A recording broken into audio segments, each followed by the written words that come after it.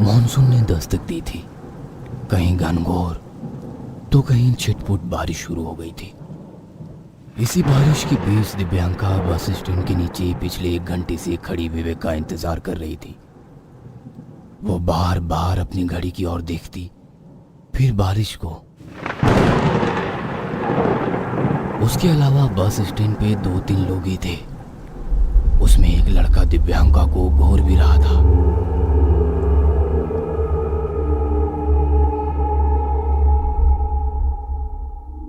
दिव्यांका को उसे देखकर बहुत गुस्सा आ रहा था। तभी एक बस आई और वो लड़का उसमें सवार होकर चला गया। दिव्यांका की जान में जान आई। उसने फिर मोबाइल की घड़ी में देखा तो रात के 10 बजने वाले थे। उसने कई बार विवेक को कॉल लगाने की भी कोशिश की, लेकिन उसका फोन आउट ऑफ रेंज आ रहा था। कहाँ है ये? कितनी देर से इसका फोन आउट ऑफ रेंज आ रहा है। आने दो आज इसे।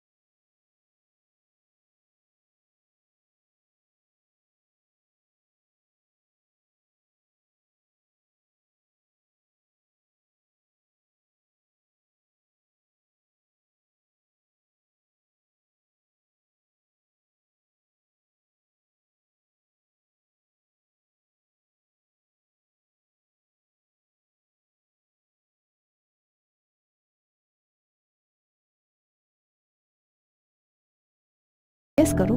माफ करिएगा मैडम, मैं आपको नहीं पहचान पा रहा हूँ। मैं दिव्यांका बोल रही हूँ। दिव्यांका? अच्छा लगा तुम्हारे मुंह से अपना नाम सुनना। सॉरी, लेकिन मैंने अभी भी आपको नहीं पहचाना। आज किसी को आपने अपना नंबर दिया था और किसी ने आपका नाम पूछा था। यही वो दिन था जब दिव्यांका ने विवेक से अपने दिल की बात कही थी। फिर वो दोनों की बातों का ऐसा सिलसिला चला कि शायद वो 1 सेकंड के लिए सांस लेना भूल सकते थे, लेकिन एक दूसरे से बात करना नहीं भूलते। बातों का सिलसिला मुलाकातों में बदला और मुलाकातों का सिलसिला कस्मों वादों में। एक दूसरे के बिना ना जीने की कस्में उन्हें शादी के निर्णय तक ले आई।